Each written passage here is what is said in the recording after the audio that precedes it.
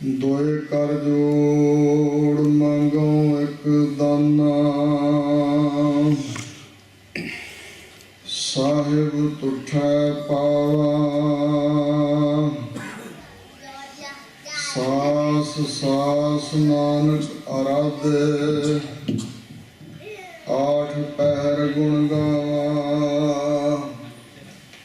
तुमरे गुण क्या कहाँ मेरे सतगुरा, जब गुर बोला है तब विस्म होए जाए।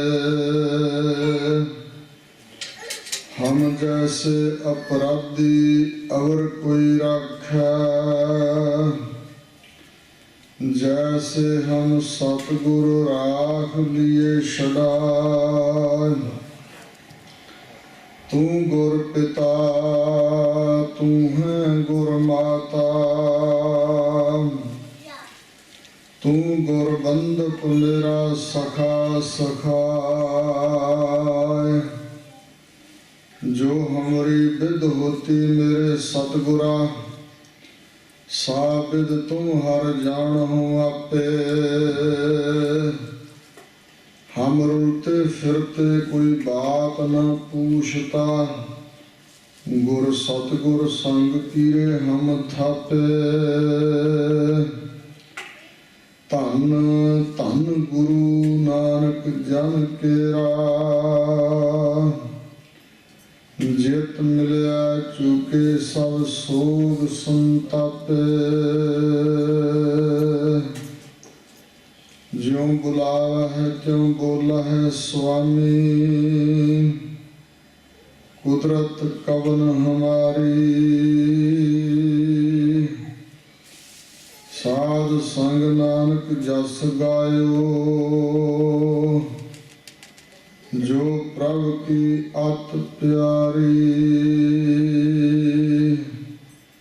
ज्ञान ध्यान किश कर्म न जाना, सार न जाना तेरी। सब ते वड्डा सतगुर नानक, जिन काल राखी मेरी। बाणी मुखों उचारिया, होए रुशनाई मिटा अंधियारा। ज्ञान गोष्ठ चर्चा सदा, अनहद शब्द उठे धुनकारा। सतनाम श्री वाहिगुरु साहिब जीओ। गावै को तान होवै किसै तान, गावै को दात जाने निशान। गावै को गुण वडियाइया चार, गावै को विद्या विक्रम विचार। गावै को साज करे तन के, गावै को जी लै फिर दे। गावै को जापै दिसै दूर, गावै को वेखै हादरा अधूर। कथना कथी न आवै टोट, कथ कथ कथी कोटि कोट कोट। देदा दे लैंदे थक पाहे, जुगा जुगंतर खाही खाहे। हुक्मे हुक्म चलाए राहो, नानक विगसै वे परवाहो। वाहिगुरु जी का खालसा, वाहिगुरु जी की फतेह। गरीब नवाज पतित पावन, भगत वशल कृपा निधान, जोत स्वरूप अंतर्जामी, सर्व कला समर्थ, ज़ाहिर ज़हूर हाज़िर हजूर। अकाल पुरख वाहिगुरु जी दे सरगुण स्वरूप सतगुरु श्री गुरु नानक देव जी महाराज, हजूर दे दसां स्वरूपां दे आत्मिक ज्ञान स्वरूप, चावर तखत छत्र दे मालक, जुगो जुग अटल सतगुरु श्री गुरु ग्रंथ साहिब जी दी परम पवित्र कल्याणकारी हजूरी अंदर सुभाएमान सतगुरु जी की साजी नवाजी परम सन्मानयोग साध संगत जी, सतगुरु जी की अमित मेहर बख्शिश का सदका शामां दे समय दे दीवान अंदर हाजरियां भरन का सुभागा समा सानू प्राप्त होया है। गुरमत के महान व्याख्याकार गुरमुख प्यारे भाई गुरदास जी ने बचन लिखे हैं कि जैसे तो गो बंस तृण खाए दोहै गोर सुदा, गोर ओटाए दद माखन प्रगास है। भाई साहब कहते हैं जिवें गऊआं दी बंस घाह कंडा खा के कख खा के उन्होंने शरीर अंदर दुध पैदा होंदा, वो दुध चोया जाता, फिर उस दुध तो दही मक्खण घ्यो आदि ताकतवर पदार्थ सानू प्राप्त होंदा है। दूसरा प्रमाण भाई साहब दिंदे ने ऊख मैं पयूख तन खंड खंड कै पिराए, रस कै ओटाए खंड मिश्री मिठास है। ऊख का अर्थ है गन्ना कमाद, उस गन्ने के अंदर मिठा रस हुंदा अमृत वर्गा।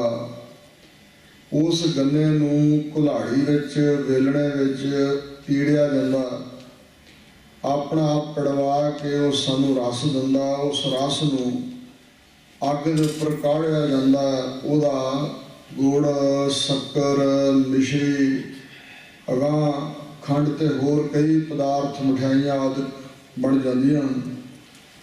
प्रजा राजे महाराजे सबना दे लवां नाल गुलां नाल जा लगदी है, जगत विच धन धन हो जाती है।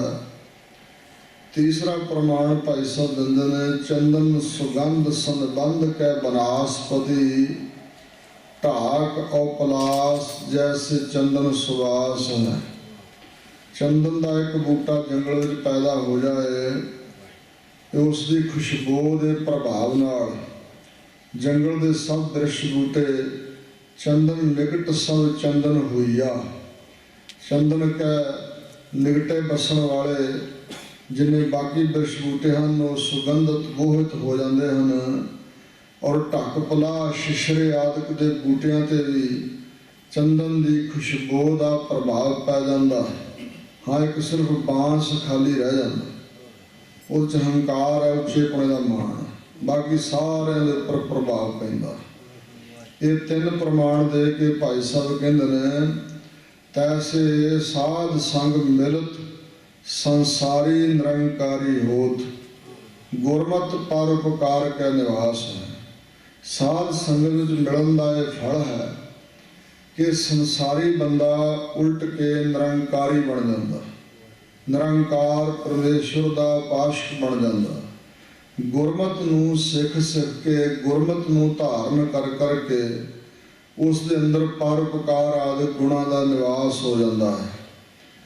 जिन्होंने भगत पूर्ण सिंह जी कहा जाता, पिंगलवाड़ा जिन्होंने संस्था बनाई है, ये भी एक गुरु घर में डेरा साहब लाहौर गुरु अर्जन देव महाराज का शहीदी स्थान, उतों के ग्रंथी सिंह की प्रेरणा नाल एक पिंगले लूले बच्चे को सामभते सामभते एक संस्था का रूप बन गए।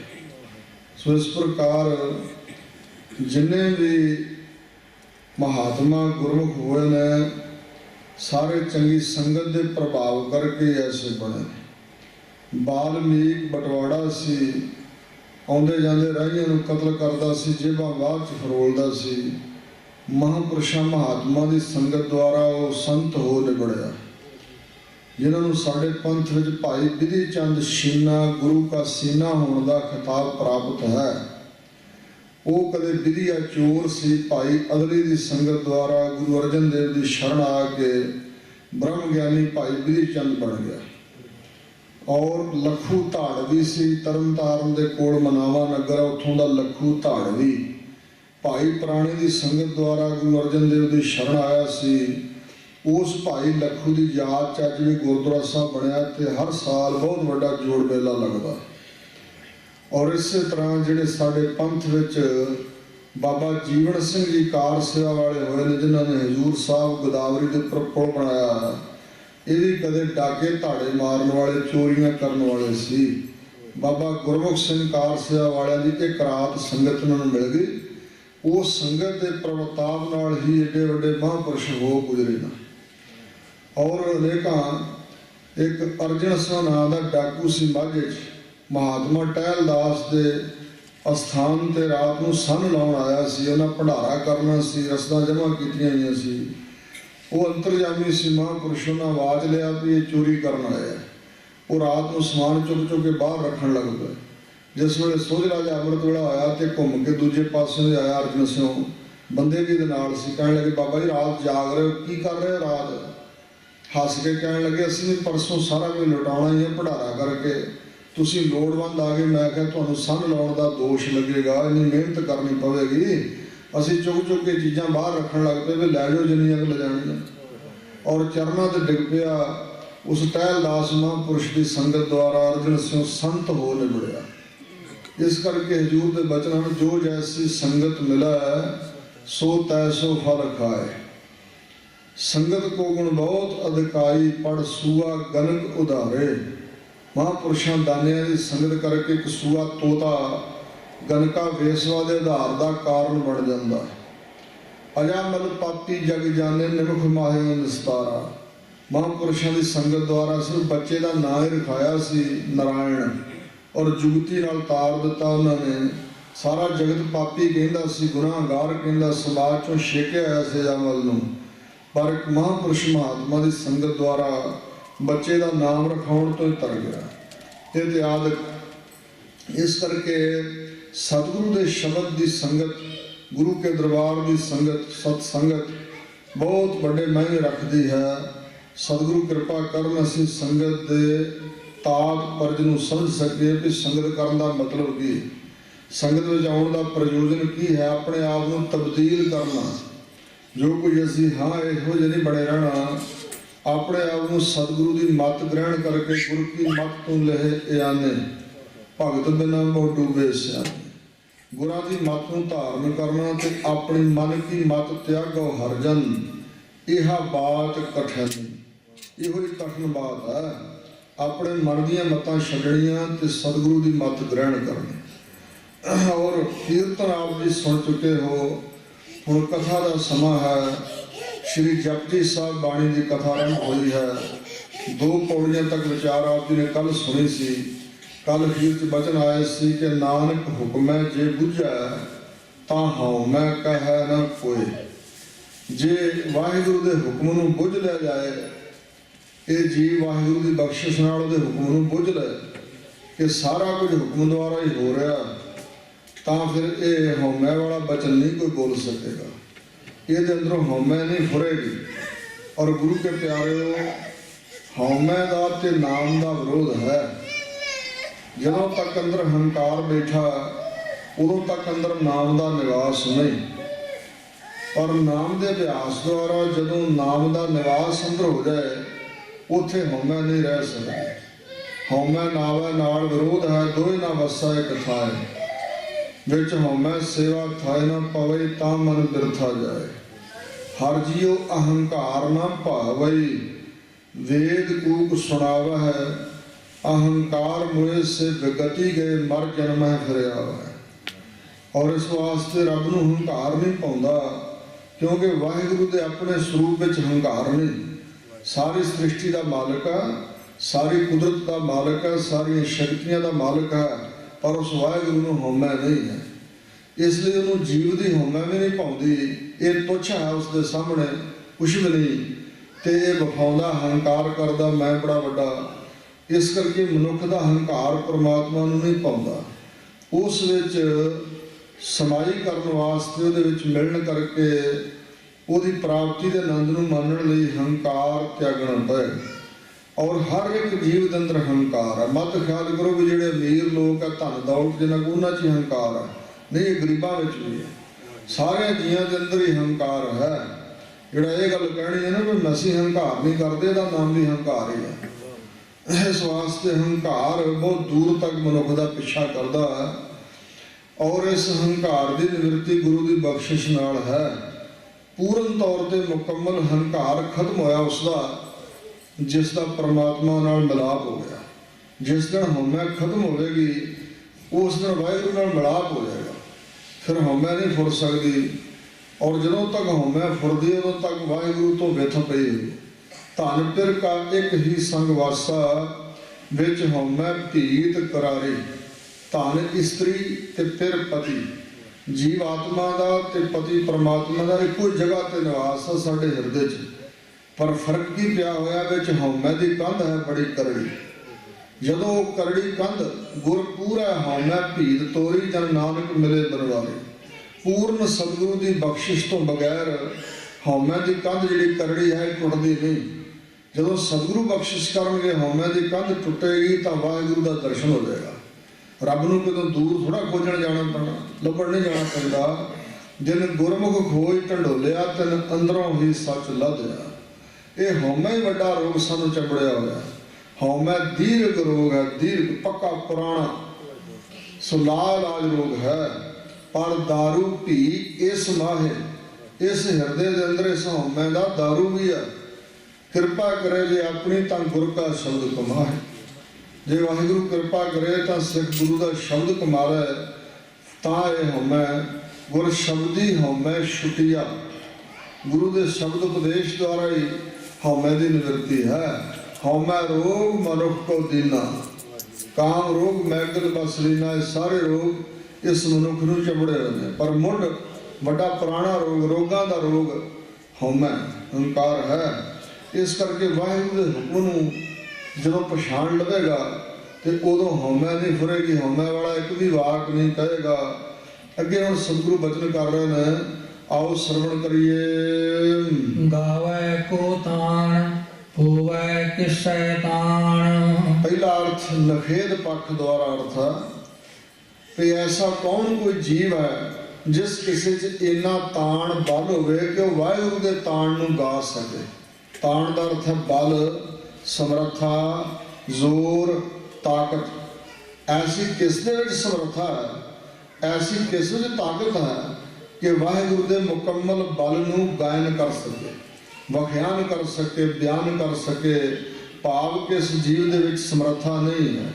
ਕਿਉਂਕਿ ਇੱਕ ਬਚਨ ਹੈ ਗੁਰੂ ਗ੍ਰੰਥ ਸਾਹਿਬ 'ਚ, ਰਾਜਾ ਸ਼ਰਮ ਮਿਤ ਨਹੀਂ ਜਾਨੀ ਤੇਰੀ, ਤੇਰੇ ਸੰਤਨ ਕੀ ਹੋ ਚੇਰੀ ਰਹਾਓ। ਹੱਸ ਤੋਂ ਜਾਏ ਸੋ ਰੋਵਤ ਆਵੇ। ਹੁਣੇ ਮਨੁੱਖ ਕੈਸੀ ਤੇਰੀ ਲੀਲਾ, ਹੁਣੇ ਹੱਸਦਾ ਜਾ ਰਿਹਾ ਬੰਦਾ ਤੇ ਘੜੀ ਨੂੰ ਰੋਂਦਾ ਆ ਜਾ ਵਾਪਸ। ਤੂੰ ਐਸੀ ਖੇਡ ਵਰਤਾ ਦੇਣਾ, ਹੱਸਣ ਵਾਲੇ ਨੂੰ ਰੋਣ ਲਾ ਦੇਣਾ। ਰੋਵਤ ਜਾਏ ਸੋ ਹੱਸਾ, ਤੇ ਜੋ ਰੋਂਦਾ ਹੋਵੇ ਉਹਨੂੰ ਹਸਾ ਵੀ ਦੇਣਾ।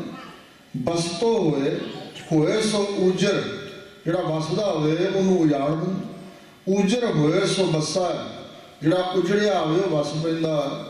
ਜਲ ਤੇ ਥਲ ਕਰ, ਜਿੱਥੇ ਜਲ ਹੋਵੇ ਸਮੁੰਦਰ, ਸਮੁੰਦਰ ਜਲ ਹੀ ਜਲ, ਉੱਥੇ ਥਲ ਮੈਦਾਨੀ ਧਰਤੀ ਬਣਾ ਦੇਣਾ। ਥਲ ਤੇ ਕੂਆਂ, ਇੰਡੀਆ ਦੇ ਵਿੱਚ ਨਾ ਇੱਕ ਵਾਰੀ ਬਹੁਤ ਜ਼ਬਰਦਸਤ ਭੁਚਾਲ ਆਇਆ ਸੀ ਤੇ ਹਿੰਦ ਵਾਸੀਆਂ ਨੇ ਇੱਕ ਨਹਿਰੂ ਦੇ ਨਾਂ ਤੇ ਪਿੰਡ ਬਣਾਇਆ ਸੀ ਗੁਜਰਾਤ ਵਿੱਚ। ਔਰ ਉਹ ਜਦੋਂ ਭੁਚਾਲ ਆਇਆ ਤੇ ਉਹ ਨਹਿਰੂ ਦੇ ਨਾਂ ਤੇ ਬਣਿਆ ਪਿੰਡ ਲੱਭਾ ਹੀ ਨਹੀਂ ਕਿੱਥੇ ਗਿਆ। ਏਡਾ ਵੱਡਾ ਖੂਹ ਬਣ ਗਿਆ ਧਰਤੀ 'ਚ ਕਿ ਉਹ ਪਿੰਡ ਲੱਭਾ ਹੀ ਨਹੀਂ ਕਿੱਥੇ ਗਿਆ, ਖਤਮ ਹੋ ਗਿਆ। ਇਸ ਕਰਕੇ ਵਾਹਿਗੁਰੂ ਦੀਆਂ ਕੁਦਰਤਾਂ ਬਹੁਤ ਵੱਡੀਆਂ। ਸੋ ਲਿਖਦੇ ਨੇ ਕਿ ਜਲ ਤੇ ਥਲ ਕਰ, ਥਲ ਤੇ ਕੂਆਂ, ਕੂਆਂ ਮੈਨੇ ਖੂਹ, ਕੂਪ ਤੇ ਮੇਰ ਕਰਾਵਾ। ਖੂਹ ਜਿੱਥੇ ਹੋਣ ਉੱਥੇ ਮੇਰ ਪਰਬਤ ਬਣਾ ਦਿੰਦਾ। ਔਰ ਧਰਤੀ ਤੇ ਆਕਾਸ਼ ਚੜਾਵੇ, ਚੜੇ ਆਕਾਸ਼ ਗਿਰਾਵੇ। ਜਿਹੜੇ ਧਰਤੀ ਤੇ ਰਿੰਗਣ ਵਾਲੇ ਕੀੜੇ ਉਹਨਾਂ ਨੂੰ ਆਕਾਸ਼ਕਾਰੀ ਬਣਾ ਦਿੰਦਾ, ਉਡਾ ਦਿੰਦਾ, ਉੱਪਰ ਹਵਾ 'ਚ ਉੱਚੇ ਥਾਂ ਉਡਾ ਦਿੰਦਾ। ਜਿਹੜੇ ਉੱਚੇ ਥਾਂ ਹੋਣ ਉਹਨਾਂ ਨੂੰ ਖਿਰ ਵਿੱਚ ਪਟਕਾ ਕੇ ਥੱਲੇ ਸੁੱਟ ਦਿੰਦਾ। ਨਦਰ ਕੋ ਪੱਠੀ ਜੇ ਕਰੇ ਸੁਲਤਾਨਾ ਘਾਉ ਕਰਾਏਗਾ। ਜੇ ਨਦਰ ਪੁੱਠੀ ਕਰਦੇ ਵਾਹਿਗੁਰੂ ਤੇ ਬਾਦਸ਼ਾਹ ਨੂੰ ਘਾਹ ਖਾਣ ਲਈ ਮਜਬੂਰ ਕਰ ਦਿੰਦਾ। ਔਰ ਇਸੇ ਪ੍ਰਕਾਰ ਭਿਖਾਰੀ ਤੇ ਰਾਜ ਕਰਾਵਾ। ਰਾਜਾ ਤੇ ਭਿਖਾਰੀ, ਭਿਖਾਰੀਆਂ ਨੂੰ ਰਾਜੇ ਬਣਾ ਦਿੰਦਾ, ਰਾਜੇ ਨੂੰ ਭਿਖਾਰੀ। ਖਲ ਮੂਰਖ ਤੇ ਪੰਡਤ ਕਰਵੋ। ਬੜੇ ਬੜੇ ਬੇਸਮਝ ਮੂਰਖ ਬੰਦੇ ਜਿਹੜੇ ਹੋਣ ਉਹਨਾਂ ਨੂੰ ਵਿਦਵਾਨ ਵੀ ਬਣਾ ਦਿੰਦਾ ਵਾਹਿਗੁਰੂ। ਜਿਵੇਂ 8ਵੇਂ ਪਾਤਸ਼ਾਹ ਨੇ ਛੱਜੂ ਨਾਮ ਦਾ ਝਿਉਰਾਂ ਦਾ ਲੜਕਾ ਜਿਹੜਾ ਜਵਾਨ ਤੋਂ ਗੂੰਗਾ ਸੀ, ਦਿਮਾਗੀ ਤੌਰ ਤੇ ਮਸਤਾਨਾ ਦਵਾਨਾ ਸੀ, ਉਹਦੇ ਤੋਂ ਭਗਵਤ ਗੀਤਾ ਦੇ ਅਰਥ ਕਰਾਉਂਦੇ ਸੀ। ਪੰਡਤ ਲਾਲ ਚੰਦ ਦੇ ਛਕੇ ਛੁੱਟ ਗਏ ਸੀ, ਆਪਣਾ ਜੰਜੂ ਲਾ ਕੇ ਹਜ਼ੂਰ ਦੇ ਚਰਨਾਂ 'ਤੇ ਰੱਖਤਾ ਸੀ। ਔਰ ਖਲ ਮੂਰਖ ਤੇ ਪੰਡਤ ਕਰਬੋ ਪੰਡਤ ਤੇ ਮੁਗਧਾਰੀ, ਔਰ ਨਾਰੀ ਤੇ ਜੋ ਪੁਰਖ ਕਰਾਵਾ ਪੁਰਖਨ ਤੇ ਜੋ ਨਾਰੀ, ਕਹਿ ਕਬੀਰ ਸਾਧੂ ਕੋ ਪ੍ਰੀਤਮ ਤਿਸ ਮੂਰਤ ਬਲਿਹਾਰੀ। ਵਾਹਿਗੁਰੂ ਪਰਮਾਤਮਾ ਦੀ ਕੁਦਰਤ ਬਹੁਤ ਮਹਾਨ ਵੱਡੀ ਹੈ, ਉਹ ਜੋ ਮਰਜ਼ੀ ਕਰ ਸਕਦਾ। ਖਿਰ ਮੈਂ ਥਾਪ ਉਥਾਪਦਾ ਤਿਸ ਦਿਨ ਨਹੀਂ ਕੋਈ, ਖਿਰ ਵਿੱਚ ਥਾਪਣ ਵਾਲਾ ਉਸਾਰਨ ਵਾਲਾ, ਖਿਰ ਵਿੱਚ ਉਥਾਪਣ ਪੱਟਣ ਵਾਲਾ ਜੜ੍ਹਾਂ ਤੋਂ ਜੋ ਮਰਜ਼ੀ ਪੁੱਟ ਸਕਦਾ। ਔਰ ਹਰਨ ਭਰਨ ਜਾ ਕਾ ਨੇਤਰ ਹੋ, ਹਰਨ ਨਾਸ ਕਰਨਾ ਤੇ ਭਰਨ ਭਰਨਾ, ਬਣਾਉਣਾ ਥਾਪਣਾ ਇੱਕ ਅੱਖ ਦੇ ਫੋਰ ਵਿੱਚ ਵਾਹਿਗੁਰੂ ਜੀ ਕਰ ਸਕਦਾ। ਅੱਖ ਦੇ ਫੋਰ ਵਿੱਚ ਨਹੀਂ ਲੱਗਦਾ। ਇਸ ਵਾਸਤੇ ਜਾ ਕਾ ਮੰਤਰ ਨਾ ਤਿਸ ਕਾ ਮੰਤਰ ਨਾ ਜਾਣਾ ਹੋਰ, ਉਹਦੇ ਮੰਤਰ ਸਲਾਹ ਮਸ਼ਵਰੇ ਨੂੰ ਵੀ ਕੀ ਉਹਨੇ ਕਰਨਾ। ਹਰ ਕੀ ਗਤ ਨਹੀਂ ਕੋ ਜਾਣਾ, ਜੋਗੀ ਜਤੀ ਤਪੀ ਪਚ ਹਾਰੇ ਅਰਬੋ ਲੋਕ ਸਿਰੰਦੇ। ਵਾਹਿਗੁਰੂ ਦੇ ਮਤੇ ਨੂੰ ਕੋਈ ਨਹੀਂ ਜਾਣਦਾ। ਵੀ ਉਹ ਪੂਛ ਨਾ ਮਸਲ ਧਰੈ, ਜੋ ਕਿਛ ਕਰੈ ਸੋ ਆਪੇ ਕਰੈ। ਜੋ ਕੁਛ ਕਰਦਾ ਆਪ ਹੀ ਕਰਦਾ, ਉਹਨੂੰ ਸਲਾਹਾਂ ਲੈਣ ਦੀ ਲੋੜ ਨਹੀਂ ਪੈਂਦੀ। ਇਸ ਕਰਕੇ ਉਸ ਵਾਹਿਗੁਰੂ ਦੇ ਪੂਰੇ ਬਲ ਨੂੰ, ਪੂਰੀ ਤਾਣ ਤਾਕਤ ਜ਼ੋਰ ਨੂੰ, ਉਹਦੀ ਸਮਰੱਥਾ ਨੂੰ, ਕੌਣ ਐਸਾ ਜੀਵ ਕਿਸ ਵਿੱਚ ਸਮਰੱਥਾ ਹੈ ਜੋ ਗਾਇਨ ਕਰ ਸਕਦਾ ਹੈ। ਅਗਲੀ ਪੰਕਤੀ, ਗਾਵੈ ਕੋ ਦਾਤ ਜਾਣੈ ਨਿਸ਼ਾਨ। ਐਸਾ ਕੌਣ ਮਨੁੱਖ ਹੈ ਜੋ ਉਸ ਦੀਆਂ ਦਾਤਾਂ ਨੂੰ ਮੁਕੰਮਲ ਤੌਰ ਤੇ ਗਾ ਸਕੇ। ਜਾਣੈ ਨਿਸ਼ਾਨ, ਪ੍ਰਗਟ ਰੂਪ ਵਿੱਚ ਜਿਹੜਾ ਜਾਣ ਲੈ ਉਹਦੀਆਂ ਦਾਤਾਂ ਨੂੰ, ਨਹੀਂ ਜਾਣੀਆਂ ਜਾਂਦੀਆਂ। ਹਜ਼ੂਰ ਕਹਿੰਦੇ ਜਿਨ ਦੀਏ ਤੁਧ ਬਾਪ ਮਹਿਤਾਰੀ, ਜਿਨ ਦੀਏ ਭਰਾਤ ਪੁੱਤ ਹਾਰੀ, ਜਿਨ ਦੀਏ ਤੁਧ ਬਨਤਾਰ ਮੀਤਾ, ਤਿਸ ਠਾਕੁਰ ਕੋ ਰੱਖ ਲਿਓ ਚੀਤਾ। ਕਿੰਨੀ ਸ੍ਰਿਸ਼ਟੀ ਬਣਾਈ ਹੈ ਤੇ ਕਿੰਨੀਆਂ ਦਾਤਾਂ ਵਾਹਿਗੁਰੂ ਨੇ ਜੀਆਂ ਨੂੰ ਬਖਸ਼ੀਆਂ ਹੋਈਆਂ। ਸੋ ਕਿੰਨੀ ਕੁ ਰਚਨਾ ਉਸਨੇ ਰਚੀ ਹੋਈ ਹੈ, ਉਹਦੀ ਪੂਰੀ ਦਾਤ ਨੂੰ ਕੌਣ ਜਾਣ ਸਕਦਾ ਪ੍ਰਗਟ ਰੂਪ ਵਿੱਚ। ਤੁਧ ਸਭ ਸੈ ਨੂੰ ਦਾਨ ਦਿੱਤਾ, ਖੰਡੀ ਗੁਰ ਭੰਡੀ, ਪਾਤਾਲੀ ਪੁਰੀ ਸਭ ਲੋਈ। ਸੰਤ ਸੁੰਦਰ ਸਿੰਘ ਖਾਲਸਾ ਜੀ ਪਿੰਡਰਾਂ ਵਾਲੇ ਸੰਤ, ਉਹ ਆ ਰਹੇ ਸੀ ਪਾਕਿਸਤਾਨ, ਜਿਹੜੇ ਅੱਜ ਕੱਲ੍ਹ ਗੁਰਦੁਆਰੇ ਰਹਿ ਗਏ ਆ, ਨਨਕਾਣਾ ਸਾਹਿਬ, ਪੰਜਾ ਸਾਹਿਬ ਔਰ ਲਾਹੌਰ ਡੇਰਾ ਸਾਹਿਬ ਆਦਿ ਸਥਾਨਾਂ ਦੇ ਦਰਸ਼ਨ ਕਰਕੇ। ਇਹ 1924-25 ਦੀ ਗੱਲ ਹੈ। ਤੇ ਉਦੋਂ ਆ ਰਹੇ ਸੀ ਚੜ੍ਹਦੇ ਪੰਜਾਬ ਵੱਲ ਨੂੰ, ਪਾਕਿਸਤਾਨ ਨਹੀਂ ਸੀ ਉਦੋਂ ਬਣਿਆ। ਜ਼ਿਲ੍ਹਾ ਗੁਰਦਾਸਪੁਰ 'ਚ ਧਾਲੀਵਾਲ ਨਗਰ ਆ, ਉੱਥੇ ਨਹਿਰ ਦੇ ਉੱਪਰ ਪੁਲ ਬਣ ਰਿਹਾ ਸੀ ਤੇ ਮਜ਼ਦੂਰ ਇੱਕ ਮਸ਼ੀਨ ਦੇ ਨਾਲ ਪੱਥਰ ਨੂੰ ਚੀਰਦੇ ਸੀ। ਔਰ ਜਦੋਂ ਇੱਕ ਪੱਥਰ ਚੀਰਿਆ ਗਿਆ ਤੇ ਸੰਤ ਉੱਥੇ ਖਲੋ ਗਏ ਤੇ ਇੱਕ ਸਿੰਘ ਨੂੰ ਕਹਿਣ ਲੱਗੇ ਵੀ ਸਿੰਘਾ ਉਰੇ ਆਈ ਜਰਾ। ਪੱਥਰ ਦੇ ਦੋ ਖੰਡ ਜਦੋਂ ਹੋਏ ਹੋਏ ਸੀ, ਇੱਕ ਟੁਕੜੇ ਦੇ ਵਿਚਕਾਰ ਦੇ ਕਰਕੇ ਕੋਈ ਭੁਰਭੁਰਾ ਜਿਹਾ ਪਦਾਰਥ ਸੀ, ਪੋਲ ਸੀ। ਕਹਿਣ ਲੱਗੇ ਆ ਵੇਖੀ ਚੱਖੀ ਭਲਾ ਕਿਹੋ ਜਿਹਾ। ਉਹਨੇ ਜ਼ਬਾਨ ਤੇ ਰੱਖ ਕੇ ਚੱਖਿਆ, ਕਹਿਣ ਲੱਗਾ ਜੀ ਸ਼ੱਕਰ ਵਰਗਾ ਸਵਾਦ। ਕਹਿੰਦੇ ਨੂੰ ਪਰੇ ਹਟਾ ਜਾ। ਜਦੋਂ ਪਰੇ ਹਟਾਇਆ ਥੱਲੇ ਕੀੜਾ ਨਿਕਲਿਆ। ਸਾਰੇ ਸਿੰਘ ਦੁਆਲੇ ਖੜੇ ਸੀ। ਕਹਿਣ ਲੱਗੇ ਸਿੰਘੋ ਇਹ ਤੁਹਾਨੂੰ ਵਿਖਾਉਣਾ ਸੀ ਜੋ ਸਤਿਗੁਰੂ ਮਹਾਰਾਜ ਦੀ ਬਾਣੀ ਦੇ ਬਚਨ ਨੇ, ਭਈ ਕਾਹੇ ਰੇ ਮਨ ਚਿਤਵੈ ਉਦਮ, ਜਾਂ ਆਹਰ ਹਰ ਜੀਉ ਪਰਿਆ, ਸੈਦ ਪੱਥਰ ਮੈਂ ਜੰਤ ਉਪਾਏ, ਤਾਂ ਕਾ ਰਿਜਕ ਆਗਿਆ ਕਰ ਪਰਿਆ। ਕਹਿੰਦੇ ਪੱਥਰ ਦੇ ਦੋਵੇਂ ਟੁਕੜੇ ਜੋੜ ਕੇ ਵੇਖੋ, ਕੋਈ ਸੁਰਾਖ ਤਾਂ ਨਹੀਂ, ਕੋਈ ਤਰੇੜ ਤਾਂ ਨਹੀਂ ਪੱਥਰ ਵਿੱਚ। ਇਹ ਕੀੜਾ ਕਿੱਧਰ ਦੀ ਆਇਆ ਇਸ ਪੱਥਰ ਦੇ ਵਿੱਚ ਤੇ ਇਹਦੀ ਖੁਰਾਕ ਕਿੱਥੋਂ ਆਈ?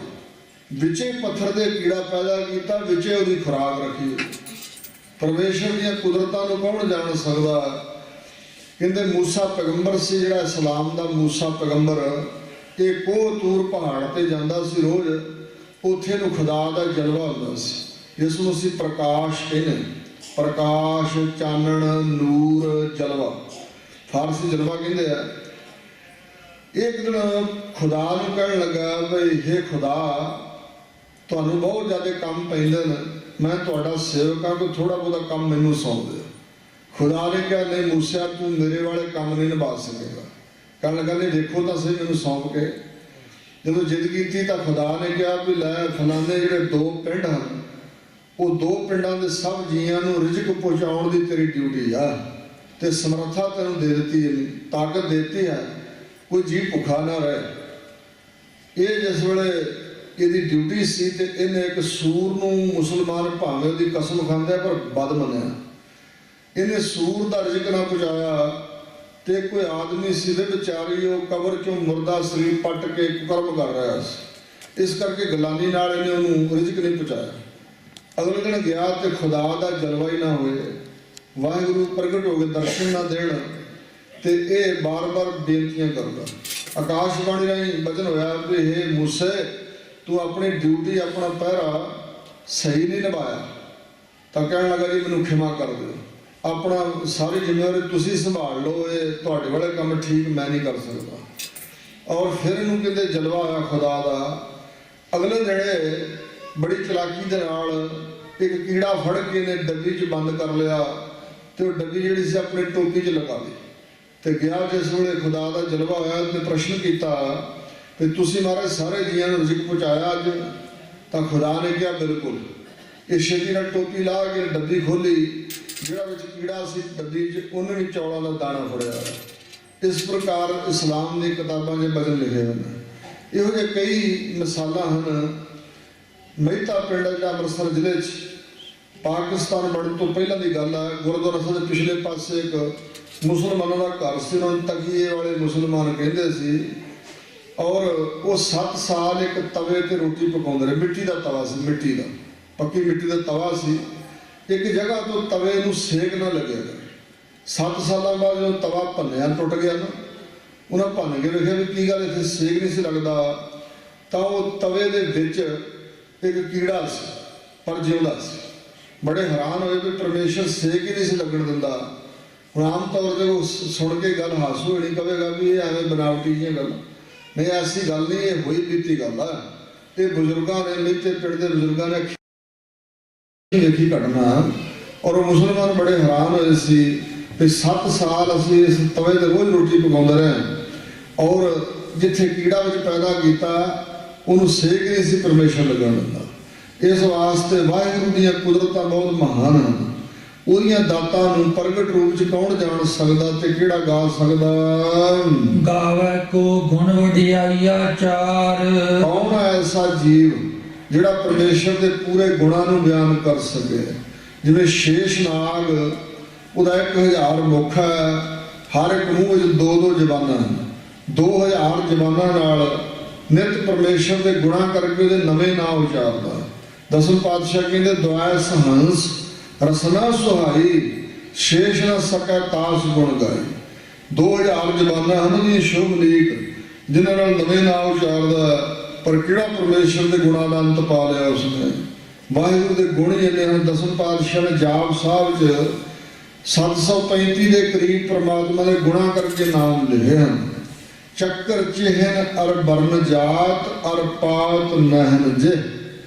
ਚੱਕਰ ਆ ਸਾਡੇ ਪੋਟੇ ਨੇ ਜਿਹੜੇ ਹੱਥਾਂ ਦੇ, ਇੱਥੇ ਕਈਆਂ ਦੇ ਚੱਕਰ ਬਣੇ ਹੋਏ, ਕਈਆਂ ਦੇ ਸੰਖ ਹੁੰਦੇ ਨੇ। ਔਰ ਇਸੇ ਤਰ੍ਹਾਂ ਇਹੋ ਜਿਹੇ ਚੱਕਰ, ਸੰਖ, ਚਿਹਨ, ਚਿੰਨ, ਨਿਸ਼ਾਨੀਆਂ, ਬਰਨ।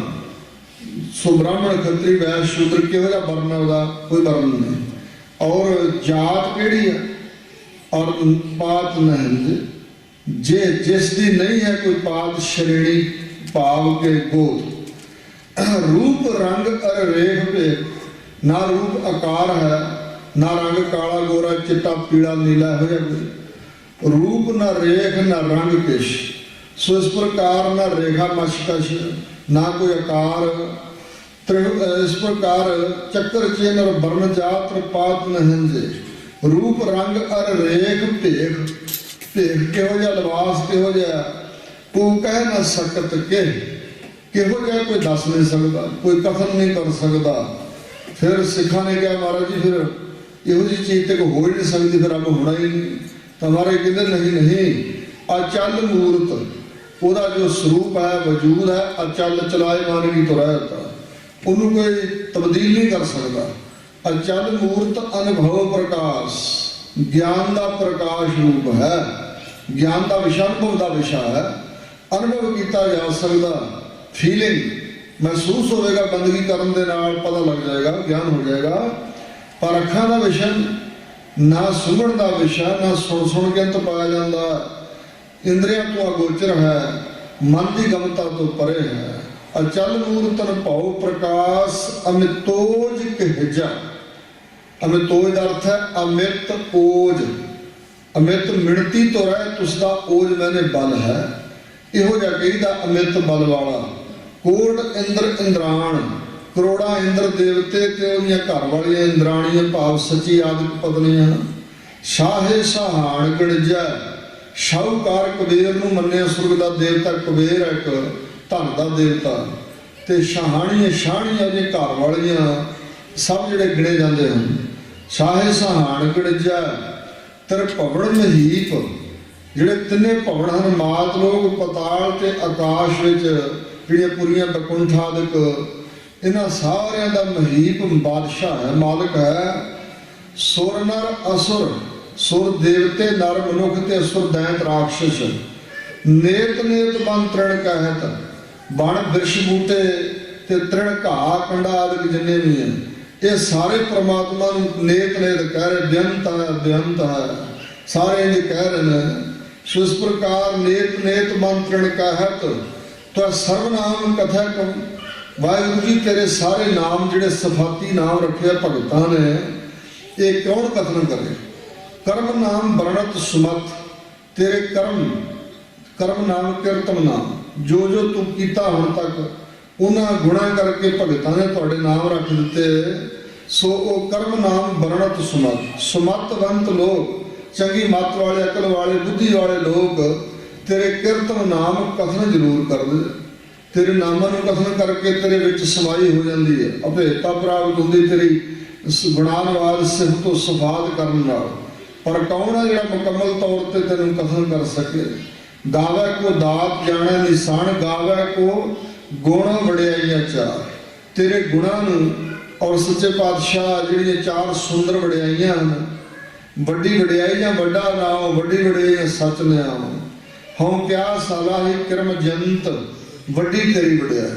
ਪਰਮਾਤਮਾ ਜਿਹੜੀ ਵਡਿਆਈ ਕਿਸੇ ਦੀ ਹੋ ਸਕਦੀ, ਵੱਡਾ ਵੱਡਾ ਕੋਈ ਹੋ ਨਹੀਂ ਸਕਦਾ। ਸੋ ਇਸ ਵਾਸਤੇ ਕੌਣ ਕਥਨ ਕਰ ਸਕਦਾ। ਗਾਵੇ ਕੋ ਵਿਦਿਆ ਵਿਖਮ ਵਿਚਾਰ, ਐਸਾ ਕੌਣ ਵਿਅਕਤੀ ਹੈ ਜੋ ਪਰਮਾਤਮਾ ਦੀ ਕਥਨ ਵਿਦਿਆ, ਜਿਸ ਵਿਦਿਆ ਰਾਹੀਂ ਮਸਤਕ ਤੇ ਲੇਖ ਲਿਖੇ ਹੋਏ ਨੇ।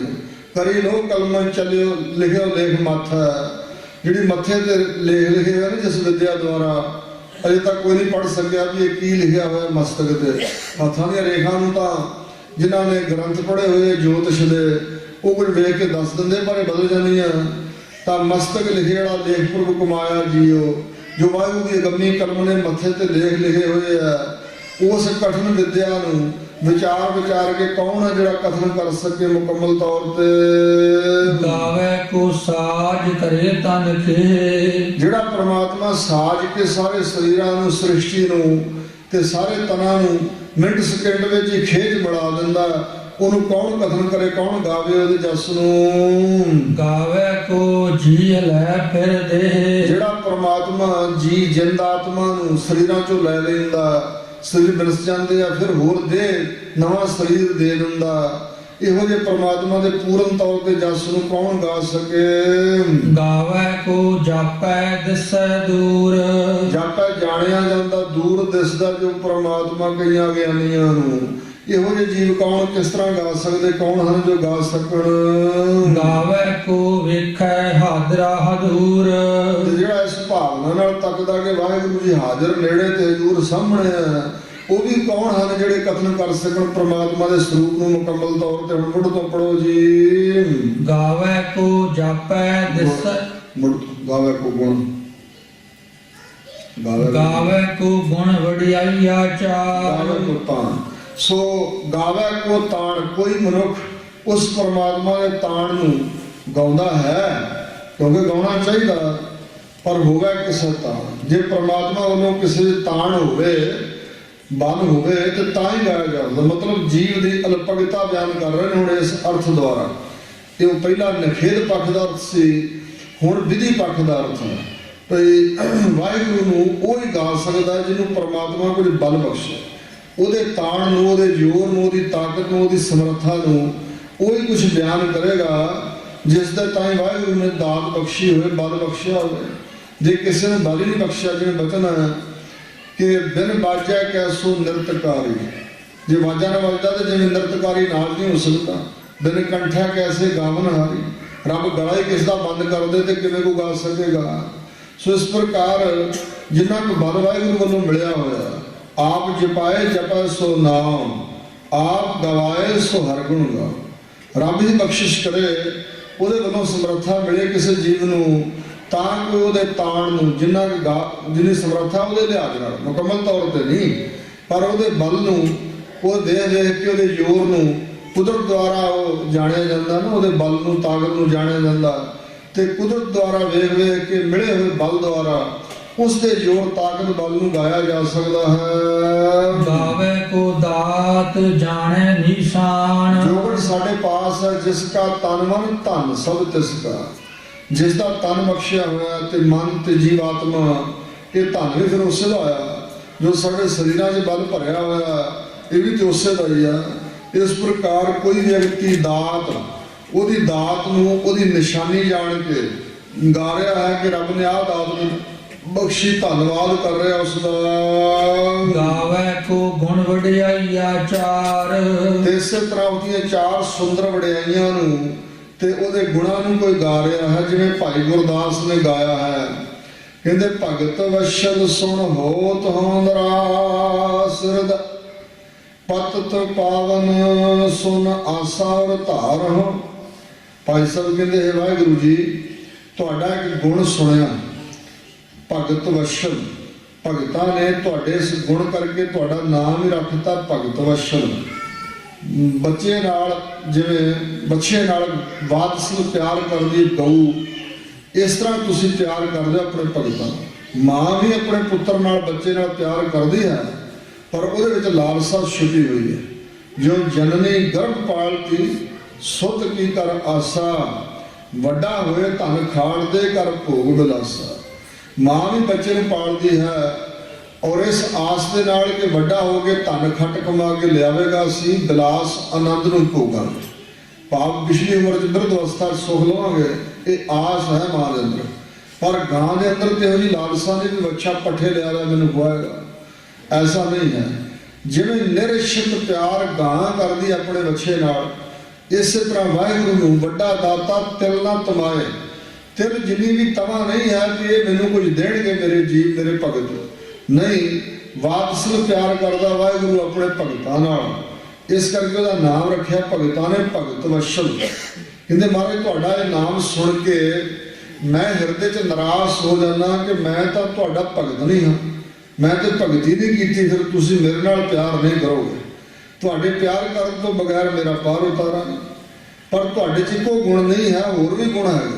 ਜਦੋਂ ਇੱਕ ਹੋਰ ਗੁਣ ਤੁਹਾਡਾ ਸਾਹਮਣੇ ਆਉਂਦਾ, ਭਗਤ ਵਸ਼ਲ ਸੁਨ ਹੋਤ ਹੋ ਨਿਰਾਸ ਹਿਰਦੈ, ਪਤਤ ਪਾਵਨ ਸੁਨ ਆਸਾ ਔਰ ਧਾਰ ਹੋ। ਤੁਹਾਡਾ ਇੱਕ ਨਾਮ ਰੱਖਿਆ ਭਗਤਾਂ ਨੇ ਪਤਤ ਪਾਵਨ।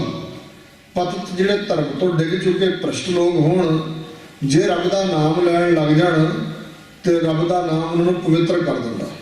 ਇਸ ਕਰਕੇ ਵਾਹਿਗੁਰੂ ਦਾ ਨਾਮ ਰੱਖਿਆ ਪਤਤ ਪਾਵਨ। ਜੋ ਪੈ ਹਮ ਨਾ ਪਾਪ ਕਰੰਤਾ ਅਹੇ ਅਨੰਤਾ, ਪਤਤ ਪਾਵਨ ਨਾਮ ਕੈਸੇ ਹੁੰਦਾ। हे ਅਨੰਤ ਸਰੂਪ ਵਾਹਿਗੁਰੂ, ਜੇ ਅਸੀਂ ਪਾਪ ਨਾ ਕਰਦੇ ਤੇ ਤੁਹਾਡੇ ਨਾਮ ਨਾਲ ਜੁੜ ਕੇ ਅਸੀਂ ਪਤਤਾਂ ਤੋਂ ਪਵਿੱਤਰ ਨਾ ਹੁੰਦੇ, ਤੁਹਾਨੂੰ ਪਤਤ ਪਾਵਨ ਕਿਸੇ ਨੇ ਨਹੀਂ ਸੀ ਕਹਿਣਾ। ਅਸੀਂ ਪਾਪੀਆਂ ਨੇ ਪਾਪ ਕੀਤੇ, ਤੁਹਾਡੇ ਨਾਮ ਨਾਲ ਜੁੜ ਗਏ ਤੇ ਅਸੀਂ ਪਵਿੱਤਰ ਹੋ ਗਏ, ਤੁਹਾਡਾ ਨਾਮ ਇਸ ਕਰਕੇ ਪੈ ਗਿਆ ਪਤਤ ਪਾਵਨ। ਕਹਿੰਦੇ ਪਤਤ ਪਾਵਨ ਨਾਮ ਸੁਣ ਕੇ ਤੇ ਮੈਂ ਹਿਰਦੇ 'ਚ ਆਸਾ ਧਾਰ ਲੈਣਾ ਕਿ ਜੇ ਮੈਂ ਪਤਤ ਹਾਂ, ਭ੍ਰਿਸ਼ਟ ਹਾਂ, ਤਾਂ ਮੈਂ ਸ਼ਰਨ ਗ੍ਰਹਿਣ ਕਰ ਲਵਾਂਗਾ, ਭੱਜ ਕੇ ਚਰਨੀ ਪੈ ਜਾਵਾਂਗਾ, ਫਿਰ ਤਾਂ ਤੁਸੀਂ ਮੈਨੂੰ ਪਤਤ ਨੂੰ ਪਵਿੱਤਰ ਕਰ ਦਿਓਗੇ। ਕਹਿੰਦੇ ਇੱਕ ਹੋਰ ਗੁਣ ਤੁਹਾਡਾ ਸਾਹਮਣੇ ਆਇਆ, ਅੰਤਰਜਾਮੀ ਸੁਣ ਕੰਪਤ ਹੋ ਅੰਤਰਗਤ। ਮੈਂ ਜਦੋਂ ਸੁਣਿਆ ਵੀ ਤੁਸੀਂ ਅੰਤਰਜਾਮੀ ਵੀ ਹੋ, ਜਾਮੇ ਦੇ ਅੰਦਰ ਜੋ ਕੁਝ ਹੋ ਰਿਹਾ ਨਾ ਸਰੀਰ ਦੇ ਅੰਦਰ ਹਿਰਦੇ 'ਚ, ਉਹਨੂੰ ਤੁਸੀਂ ਜਾਣਦੇ ਹੋ, ਅੰਦਰ ਦੀ ਗੱਲ ਨੂੰ ਜਾਣਨ ਵਾਲੇ ਅੰਤਰਜਾਮੀ ਹੋ।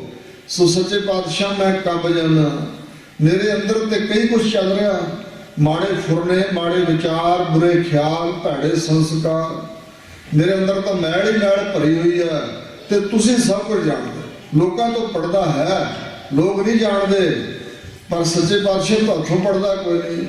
ਮੈਂ ਕੰਬ ਜਾਣਾ ਅੰਤਰਜਾਮੀ ਨਾਮ ਸੁਣ ਕੇ, अंतरजामी सुन कंपत हूँ अंतरगत, दीन कै दयाल सुन भै भरम टार हूँ। एक तुहाडा होर नाम सामने आ गया जो तुहाडे प्यारे ने रखा, दीन दयाल।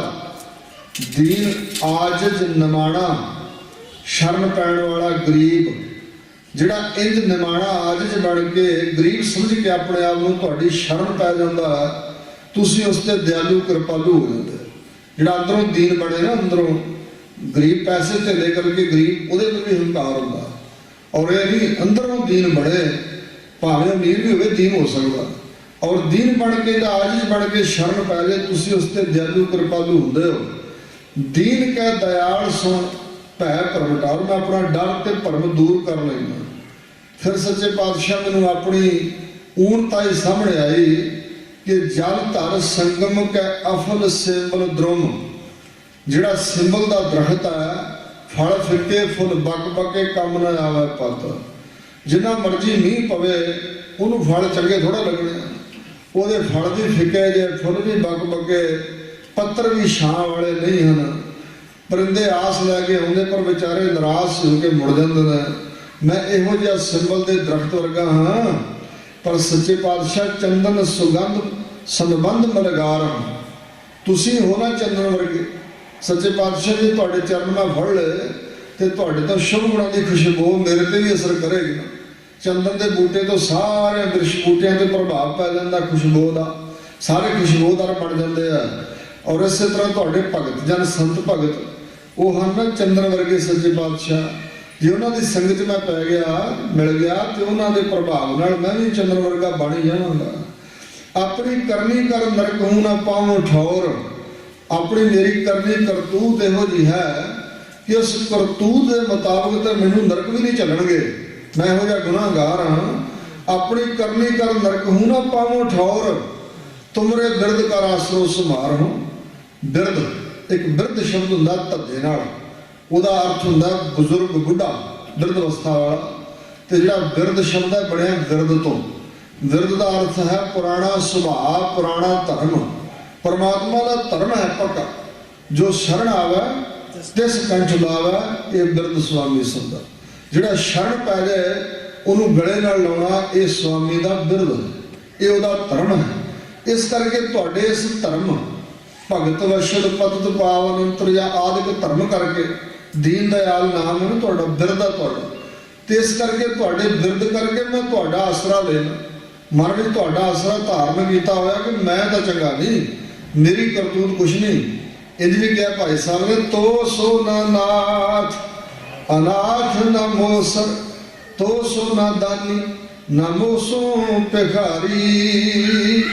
मोसो न दीन दयाल न तो सर, मोसो अज्ञान न तो सो बिचारी।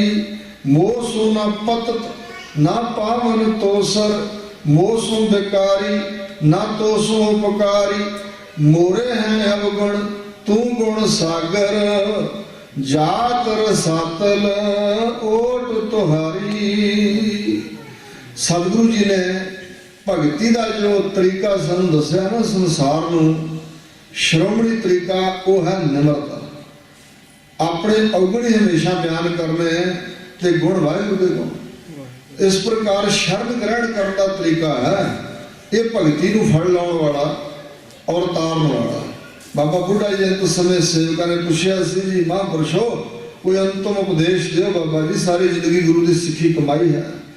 113 वरे गुर सिक्खी कमाई बाबा बुढ़ा जी। 12 साल के सी जो गुरु नानक साहब ने मिलाप होया, 125 वरे उम्र हंडाई है बाबा बुढ़ा जी।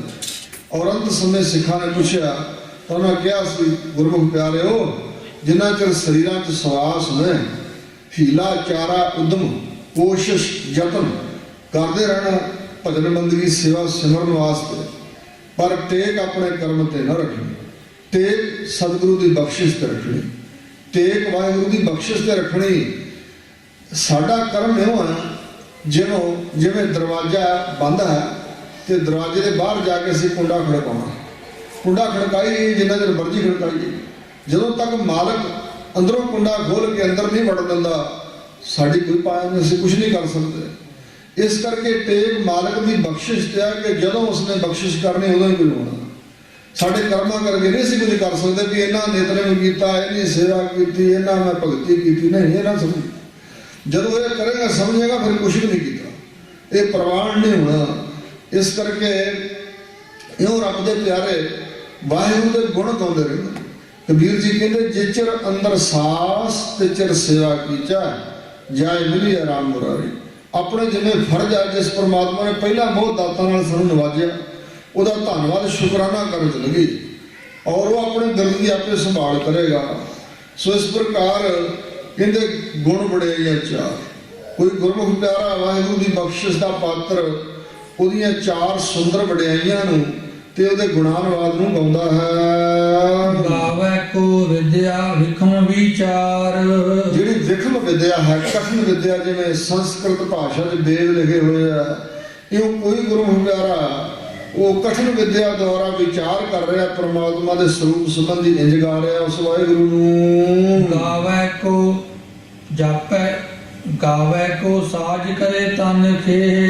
ਔਰ ਇਸ ਪ੍ਰਕਾਰ ਕੋਈ ਇਸ ਕਰਕੇ ਪਰਮਾਤਮਾ ਦਾ ਜਸ ਗਾ ਰਿਹਾ ਹੈ ਇੰਜ ਜਾਣ ਕੇ ਕਿ ਉਹ ਵਾਹਿਗੁਰੂ ਸਾਜਣ ਵਾਲਾ ਸਾਰੇ ਤਨਾਂ ਸਰੀਰਾਂ ਨੂੰ, ਸਾਰੀ ਸ੍ਰਿਸ਼ਟੀ ਨੂੰ, ਤੇ ਫਿਰ ਅੰਤ ਨੂੰ ਖੇ ਕਰ ਦਿੰਦਾ, ਮਿੱਟੀ 'ਚ ਮਿਲਾ ਦਿੰਦਾ, ਪੰਜਾਂ ਤੱਤਾਂ ਤੋਂ ਸਰੀਰ ਰਚ ਕੇ ਫਿਰ ਖਾਕ ਦੇ ਵਿੱਚ ਹੀ ਮਿਲਾ ਦਿੰਦਾ। ਇਹਦੀ ਸਮਰੱਥਾ ਰੱਖਦਾ ਹੈ, ਉਹਦੀ ਸਮਰੱਥਾ ਜਾਣ ਕੇ ਉਹਦੇ ਜਸ ਨੂੰ ਗਾ ਰਿਹਾ ਹੈ। ਗਾਵੇ ਕੋ ਜੀ ਲੈ ਫਿਰਦੇ। ਤੇ ਕੋਈ ਇਸ ਤਰ੍ਹਾਂ ਗਾ ਰਿਹਾ ਹੈ ਕਿ ਉਹ ਵਾਹਿਗੁਰੂ ਜੀ ਇਸ ਜਿੰਦ ਜੀਵ ਆਤਮਾ ਨੂੰ ਲੈ ਲੈਂਦੇ ਆ, ਭਾਵ ਸਰੀਰ ਚੋਂ ਕੱਢ ਲੈਂਦੇ ਹਨ। ਪਤਾ ਨਹੀਂ ਕਿਹੜੇ ਵੇਲੇ ਜਿੰਦੋਂ ਨਾ ਕੱਢ ਲੈਣੀ। ਜਦ ਆਪਣੀ ਜੋਤ ਖਿੰਚ ਹੈ ਤੂੰ ਸੁਆਮੀ, ਤਾਂ ਕੋਈ ਕਰੋ ਦਿਖਾ ਵਿਖਿਆਨ। ਕਿਤੇ ਉਦੋਂ ਕੋਈ ਵਿਖਿਆਨ ਕਰਕੇ ਵਿਖਾਏ, ਬੋਲ ਕੇ ਵਿਖਾਏਗਾ ਭਲਾ, ਜਦੋਂ ਆਪਣੀ ਜੋਤ ਤੁਸੀਂ ਖਿੱਚ ਲੈਂਦੇ ਹੋ। ਸੋ ਇਸ ਪ੍ਰਕਾਰ ਕਹਿੰਦੇ ਇਸ ਕਰਕੇ ਉਹ ਗਾ ਰਿਹਾ ਕਿ ਜਿੰਦ ਨੂੰ ਕੱਢ ਲੈਂਦੇ ਆ, ਫਿਰ ਦੇਹ ਸਰੀਰ 'ਚ ਪਾਉਂਦੇ, ਨਵੇਂ ਸਰੀਰ 'ਚ ਜੂਨਾਂ ਦੀ ਅਦਲਾ-ਬਦਲੀ ਕਰਨ ਵਾਲੇ ਆ। ਸੋ ਇਸ ਪ੍ਰਕਾਰ ਕਰਮਾਂ ਅਨੁਸਾਰ ਫਲ ਭੁਗਤਾਉਣਾ, ਜੂਨਾਂ ਦੀ ਅਦਲਾ-ਬਦਲੀ, ਅੰਤਰਜਾਮਤਾ, ਇਹ ਸਾਰੇ ਜਿਹੜੇ ਗੁਣਾਂ ਨੇ ਈਸ਼ਵਰ ਪਰਮਾਤਮਾ ਅੰਦਰ ਹਨ। ਗਾਵੇ ਕੋ ਜਾਪੈ ਦਿਸੈ ਦੂਰ। ਤੇ ਕੋਈ ਇੰਜ ਜਾਪੈ ਮੈਨੇ ਜਾਣਦਾ ਹੈ। ਜਾਪੈ ਦਾ ਅਰਥ ਹੈ ਜਾਣਨਾ। ਸੋ ਜਾਣ ਕੇ ਪਰਮਾਤਮਾ ਨੂੰ ਕਿ ਦੂਰ ਹੈ ਕਿਤੇ, ਜਿਵੇਂ ਮੁਸਲਮਾਨਾਂ ਨੇ ਸਤਵੇਂ ਆਕਾਸ਼ ਤੇ ਮੰਨਿਆ ਹੈ, ਕਿਸੇ ਨੇ ਪਤਾਲ 'ਚ ਮੰਨਿਆ, ਕਿਸੇ ਨੇ ਕਿਤੇ, ਕਿਸੇ ਨੇ ਕਿਤੇ। ਸੋ ਇਸ ਪ੍ਰਕਾਰ ਦੂਰ ਜਾਣ ਕੇ ਪਰਮਾਤਮਾ ਨੂੰ ਫਿਰ ਵੀ ਉਹਦਾ ਜਸ ਗਾ ਰਿਹਾ ਕੋਈ। ਗਾਵੇ ਕੋ ਵੇਖੈ ਹਾਜ਼ਰਾ ਹਜ਼ੂਰ। ਕੋਈ ਉਸ ਵਾਹਿਗੁਰੂ ਨੂੰ ਹਾਜ਼ਰ ਨੇੜੇ ਤੇ ਹਜ਼ੂਰ ਸਾਹਮਣੇ ਜਾਣ ਕੇ, ਜਿਹੜੇ ਭਗਤਾਂ ਵੀ ਤੇ ਜਸ ਗਾਉਂਦੇ, ਜਦੋਂ ਦਰਸ਼ਨ ਵੀ ਹੁੰਦੇ ਆ ਵਾਹਿਗੁਰੂ ਦੇ, ਗਿਆਨ ਵੀ ਆ ਕਿ ਉਹ ਬਿਲਕੁਲ ਨੇੜੇ ਹੱਥਾਂ ਪੈਰਾਂ ਨਾਲੋਂ। ਕਹੋ ਰਵਿਦਾਸ ਹੱਥ ਪੈਰ ਨੇਰਾ ਸਾਝੇ ਹੋਏ ਸੋ ਹੋਈ। ਸੋ ਤੇ ਸੰਜੋਗ ਜੋ ਹੋ ਰਿਹਾ ਉਹਦੇ ਦੁਆਰਾ ਹੀ ਹੋ ਰਿਹਾ, ਹੱਥਾਂ ਪੈਰਾਂ ਨਾਲੋਂ ਵੀ ਵਾਹਿਗੁਰੂ ਜੀ ਨੇੜੇ ਹਨ। ਇੰਜ ਵੀ ਜਿਹਨਾਂ ਜਾਣ ਲਿਆ ਉਹ ਵੀ ਉਹਦੇ ਜਸ ਨੂੰ ਹੀ ਗਾ ਰਹੇ ਹਨ। ਕਥਨਾ ਕਤੀ ਨ ਆਵੇ ਟੋਟ।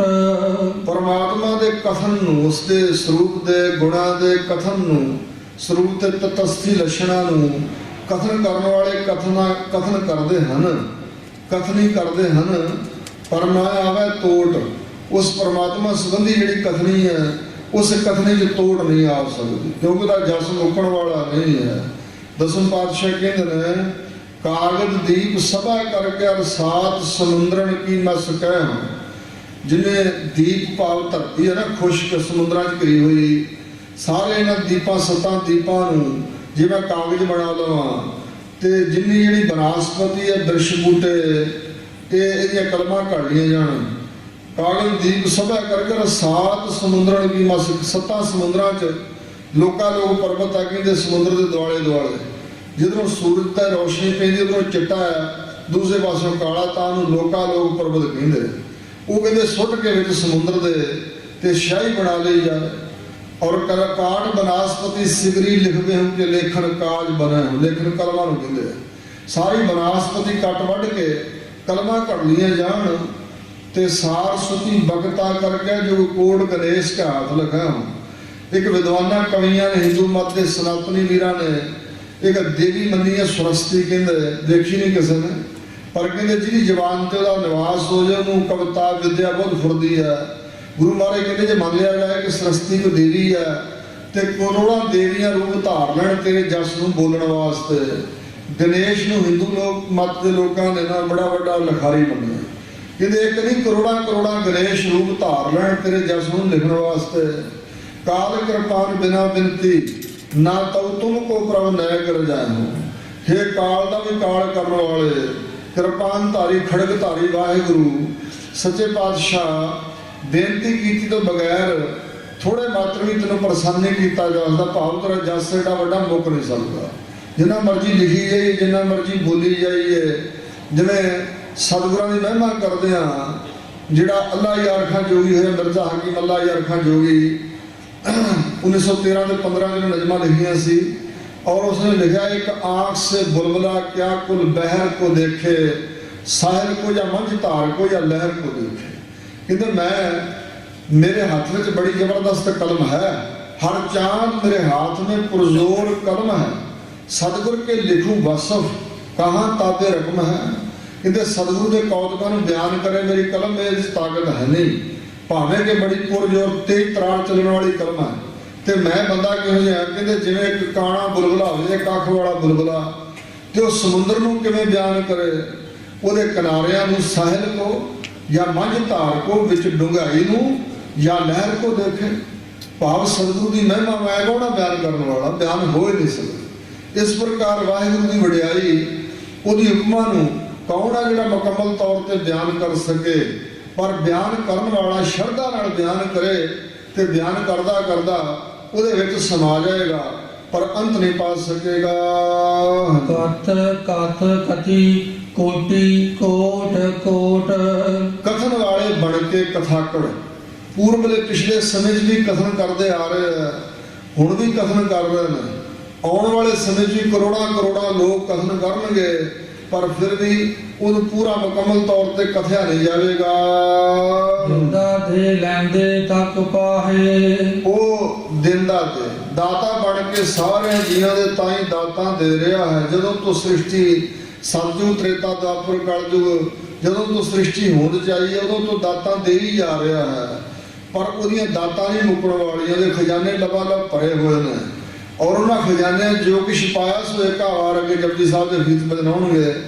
ਜੋ ਕੁਝ ਉਹਨਾਂ ਖਜ਼ਾਨਿਆਂ ਭੰਡਾਰਿਆਂ 'ਚ ਪਾਈ ਉਹ ਵਾਰੀ ਪਾ ਦਿੱਤਾ। ਦੁਬਾਰਾ ਨਹੀਂ ਖਜ਼ਾਨੇ ਭਰਨੇ ਪੈਂਦੇ ਉਸ ਨੂੰ, ਕਿਉਂਕਿ ਮੁੱਕਦੇ ਨਹੀਂ ਹਨ। ਸੋ ਇਸ ਪ੍ਰਕਾਰ ਉਹ ਦੇਣ ਵਾਲਾ ਦਾਤਾਂ ਦੇ ਹੀ ਜਾਂਦਾ, ਲੈਣ ਵਾਲੇ ਥੱਕ ਪੈਂਦੇ ਹਨ, ਥੱਕ ਜਾਂਦੇ ਹਨ। ਜੁਗਾ ਜੁਗੰਤਰ ਖਾਹੀ ਖਾਹੇ। ਹਰ ਇੱਕ ਜੁਗ ਜੁਗ ਦੇ ਅੰਦਰ ਖਾਣ ਵਾਲੇ, ਭੋਗਣ ਵਾਲੇ, ਪੁੰਜਣ ਵਾਲੇ ਬਣ ਕੇ ਭੋਗੀ ਜਾ ਰਹੇ ਆ ਜੀਵ, ਪਰ ਦਾਤਾਂ ਨਹੀਂ ਮੁੱਕਦੀਆਂ। ਹੁਕਮੇ ਹੁਕਮ ਚਲਾਏ ਰਾਹੋ। ਉਹ ਜਿਹੜਾ ਹੁਕਮ ਦਾ ਵਾਰਸ ਹੈ ਪ੍ਰਮਾਤਮਾ ਹਾਕਮ, ਉਹੀ ਆਪਣੇ ਹੁਕਮ ਦੁਆਰਾ ਸਹੀ ਰਸਤੇ ਦੇ ਜੀਆਂ ਨੂੰ ਤੋਰਨ ਵਾਲਾ ਹੈ। ਨਾਨਕ ਵਿਗਸੈ ਵੇ ਪਰਵਾਹੋ। ਤੀਜੀ ਪੌੜੀ ਸੰਪੂਰਨ ਕਰਦੇ ਸਤਿਗੁਰੂ ਨਾਨਕ ਦੇਵ ਮਹਾਰਾਜ ਕਹਿੰਦੇ ਹਨ ਕਿ ਉਹ ਵੇ ਪ੍ਰਵਾਹ ਹੈ।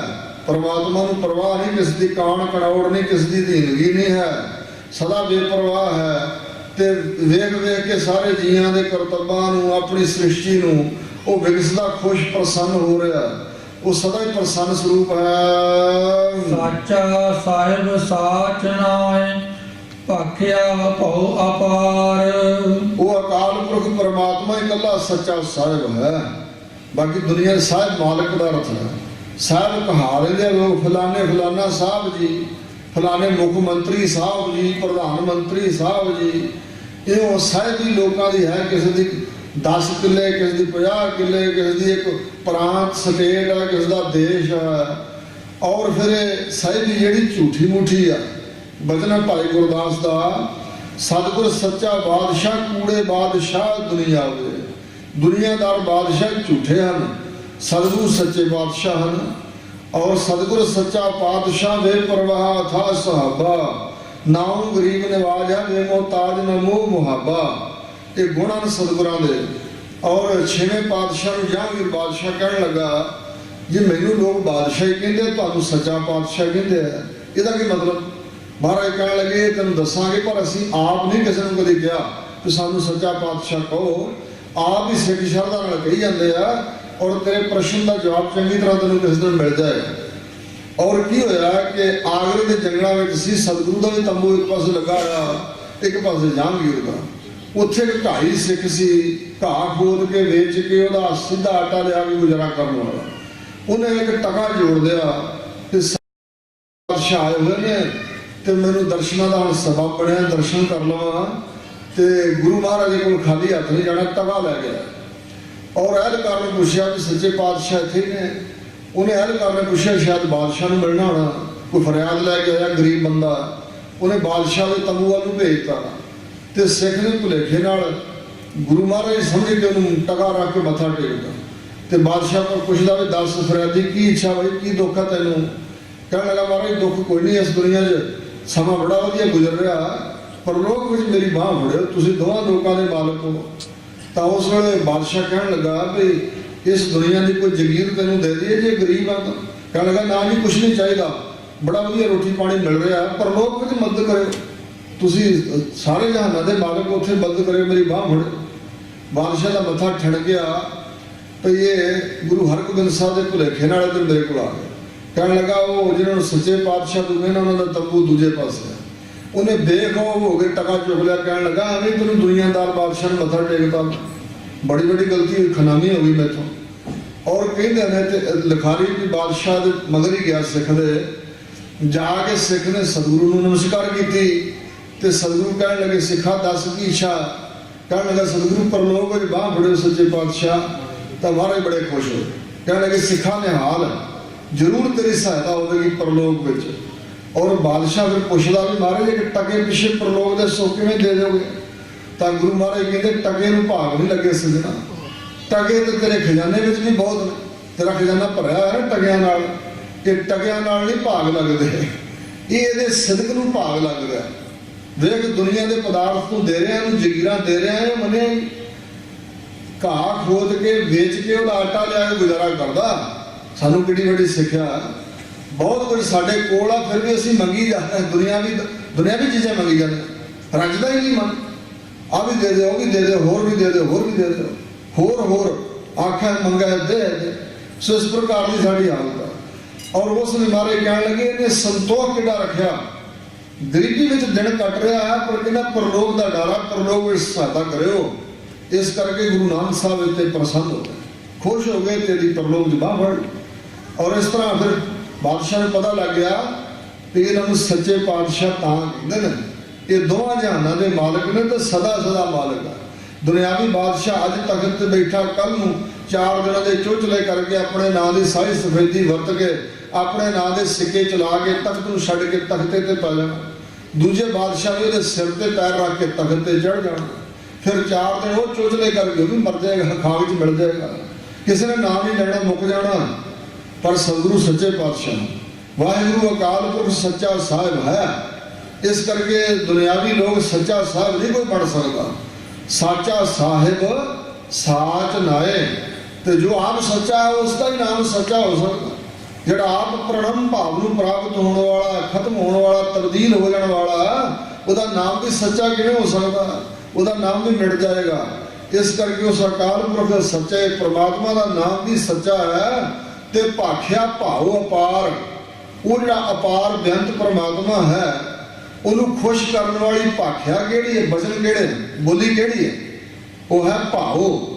मनुख के अंदर भाव प्रेम पैदा हो जाए तो गोबिंद भाव भगत का भुखा। भाई गुरदास जी लिखते हैं, ये द्वापर युग की घटना, आया सुनिया बिदर दे, बोला दुर्योधन होए रुखा, घर साडे छड्ड के गोले दे कर जाहे के सुखा, भीषम द्रोणा करण तज, सभा शिंगार वड्डे मनुखा, झुगी जाए विलायन सबना दे जी अंदर दुखा, हस बोले भगवान जी सुन हो राजा होए सन्मुखा, तेरे भाव ना दिसई मेरे ना ही अपदा दुखा, भाव जिवे हा बिदर दे होरी दे चित चाव ना चुखा, गोबिंद भाव भगत दा भुखा। भावे दूजे धर्म के अवतार की घटना है, पर सिद्ध उतों भाई साहब कर रहे हैं कि वो अवतारी बंदे श्री कृष्ण जी आए मिलने वास्ते। दुर्योधन ने ख्याल किया जे मैं अपने सिंघासन को उठ के मिलया तो मैं नीवा तो कृष्ण वड्डे, तो हो सकता मैं तबेले चले जावा, नहीं करा तबेले उत्थे बार बार ही मिल लवांगे, लोगों को पता नहीं लगेगा कि मैं मिलया अगों हो गई। और इस ख्याल मैं उठ के सत्कार ना करना पाए, मैं नीवा ना हो जाऊँ। तो कृष्ण जी काट दे के मुड़ गया, अंतर्यामी सी वो बिदर से एक दासी गरीबनी माई का गुत्तियां करके गुजारा करने वाली माई का पुत्र, ਉਹਦੀ ਝੁੱਗੀ 'ਚ ਰਾਤ ਗੁਜ਼ਾਰੀ, ਰੱਬ ਦੇ ਗੁਣ ਗਾਉਂਦੇ ਬਿਦਰ ਦੇ ਨਾਲ। ਤੇ ਅਗਲੇ ਦਿਨ ਦੁਰਯੋਧਨ ਖਫਾ ਹੋਇਆ, ਨਾਰਾਜ਼ ਹੋਇਆ ਵੀ ਭੀਸ਼ਮ, ਪਿਤਾਮਾ, ਕਰਨ, ਦਰੋਣਾਚਾਰੀਆ, ਏਡੇ ਸਭਾ ਦੇ ਸ਼ਿੰਗਾਰ ਸਾਰੇ ਨਾਰਾਜ਼ ਹੋਏ, ਤੁਸੀਂ ਝੁੱਗੀ 'ਚ ਰਾਤ ਕੱਟੀ, ਮੇਰੇ ਮਹਿਲ ਛੱਡ ਗਏ ਤੁਸੀਂ। ਤੇ ਕ੍ਰਿਸ਼ਨ ਜੀ ਹੱਸ ਕੇ ਕਹਿਣ ਲੱਗੇ, ਰੌਲਾ ਨਾ ਬਹੁਤਾ ਪਾ, ਮੇਰੇ ਸਿਰ ਕੋ ਬਿਪਤਾ ਨਹੀਂ ਪਈ ਹੋਈ, ਤੁਹਾਡੇ ਅੰਦਰ ਪ੍ਰੇਮ ਨਾਂ ਦੀ ਕੋਈ ਚਿਹਨ ਚੁਆਤੀ ਹੈ ਨਹੀਂ, ਔਰ ਜਿਹੋ ਜਿਹਾ ਪ੍ਰੇਮ ਬਿਦਰ ਦੇ ਅੰਦਰ ਹੈ, ਤੁਹਾਡੇ ਅੰਦਰ ਇੱਕ ਚੁੱਖ ਮਾਤਰ ਵੀ ਹੈ। ਤੇ ਗੋਬਿੰਦ ਪਰਮਾਤਮਾ, ਉਹਦੇ ਪਿਆਰੇ ਸੰਤ ਭਗਤ ਅਵਤਾਰ ਪ੍ਰੇਮ ਦੇ ਭੁੱਖੇ ਨੇ, ਪ੍ਰੇਮਾ ਭਗਤੀ ਦੇ ਪਦਾਰਥਾਂ ਦੇ ਭੁੱਖੇ ਨੇ। ਅਸੀਂ ਤੂੰ ਹੀਰੇ ਲਾਲ ਜਵਾਹਰਾਤ ਲਈ ਫਿਰਦਾ ਹੈਗਾ, ਤੇਰੇ ਕੋਲ ਸੋਨੇ ਦਾ ਸਿੰਘਾਸਣ ਹੋਏ, ਖਜ਼ਾਨੇ ਹੋਣ, ਸਾਨੂੰ ਇਹਨਾਂ ਦੀ ਕੀ ਪਰਵਾਹ? ਪਰਮੇਸ਼ਰ ਨੇ ਤਾਂ ਸਾਰਾ ਕੁਝ ਰਚਿਆ, ਉਹਨੂੰ ਕੀ ਪਰਵਾਹ ਇਹਨਾਂ ਗੱਲਾਂ ਦੀ? ਧੰਨ ਗੁਰੂ ਹਰਗੋਬਿੰਦ ਸਾਹਿਬ ਇੱਕ ਗਰੀਬਣੀ ਮਾਈ ਦਾ ਖੱਦਰ ਦਾ ਬੁਣਿਆ ਹੋਇਆ ਕੱਪੜਾ ਲੈਣ 300 ਮੀਲ ਚੱਲ ਕੇ ਗਏ ਨੇ ਕਸ਼ਮੀਰ 'ਚ।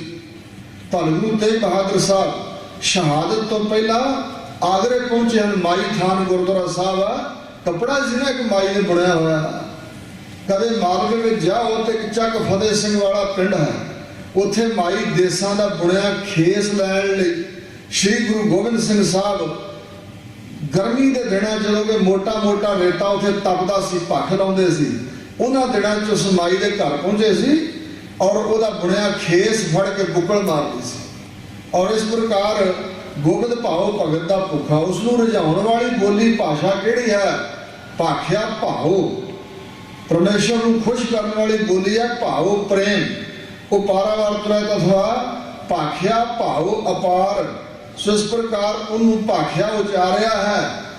ਭਗਤਾਂ ਨੇ ਬੜੇ ਪ੍ਰੇਮ ਦੇ ਨਾਲ ਅਪਾਰ ਪ੍ਰਮਾਤਮਾ ਨੂੰ ਆਖੈ ਮੰਗਹਿ ਦੇਹ ਦੇਹ, ਦਾਤ ਕਰੇ ਦਾਤਾਰ। ਮੰਗਤੇ ਬਣ ਕੇ ਜੀਵ ਰੋਜ਼ ਉਹਦੇ ਦਰ ਤੇ ਆਖਦੇ ਕੁਛ ਮੰਗਦੇ ਹਨ। ਜਿਤ ਦਰ ਲੱਖ ਮੁਹੰਮਦਾਂ, ਲੱਖ ਬ੍ਰਹਮੇ ਵਿਸ਼ਨ ਮਹੇਸ਼, ਲੱਖ ਲੱਖ ਰਾਮ ਵਡੀਰੀ ਹੈ, ਲੱਖ ਰਾਹੀ ਲੱਖ ਵੇਸ। ਦਸਮ ਪਾਤਸ਼ਾਹ ਕਹਿੰਦੇ ਜਿਹਦੇ ਦਰ ਤੇ ਲੱਖਾਂ ਪੈਗੰਬਰ ਮੁਹੰਮਦ ਸਾਹਿਬ ਵਰਗੇ ਝੋਲੀਆਂ ਬੁਲਾ ਕੇ ਖਲੋਤੇ ਨੇ, ਜਿੱਥੇ ਬ੍ਰਹਮਾ ਵਿਸ਼ਨੂੰ ਸ਼ਿਵ ਤੇ ਰਾਮਚੰਦਰ ਵਰਗੇ ਦਾਤਾਂ ਖਰਾਤਾਂ ਮੰਗ ਰਹੇ ਨੇ, ਉਸ ਪਰਮਾਤਮਾ ਨੂੰ ਅਸੀਂ ਜਪਦੇ ਹਾਂ।